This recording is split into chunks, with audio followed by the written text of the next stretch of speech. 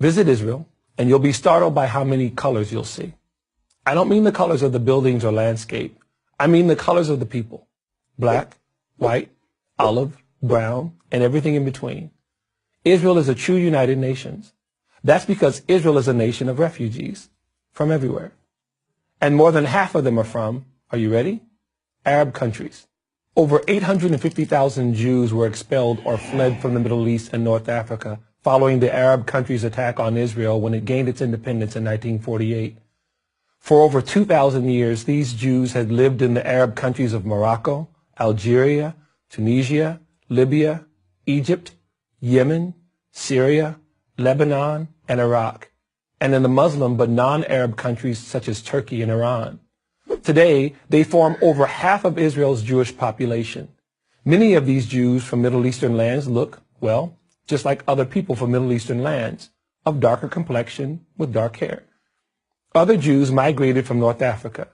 So why is their story so unfamiliar to most people? The most important reason is that they didn't remain refugees for long. But refugees they most certainly were. The vast majority forced to leave their homes, possessions, and businesses behind. In other words, they came to Israel with nothing. Some 650,000 of the Jews forced to flee North Africa and the Middle East became citizens of Israel. The other 200,000 fled to the United States and other Western countries. To give you an idea of how few Jews remain in Arab countries, consider these numbers.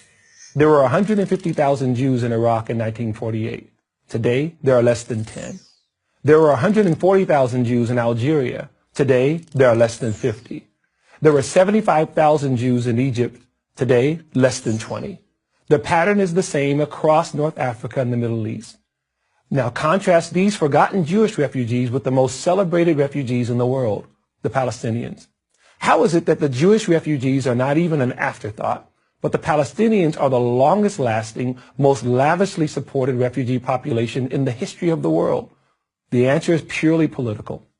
After Israel gained its independence in May of 1948, the surrounding Arab nations attacked the new Jewish state. As a result, about 700,000 Arabs living in Israel fled. Many left because of the war, and many did because they were told by Arab leaders to leave the Jewish areas. The idea was that they would return once the Jews and their state had been destroyed.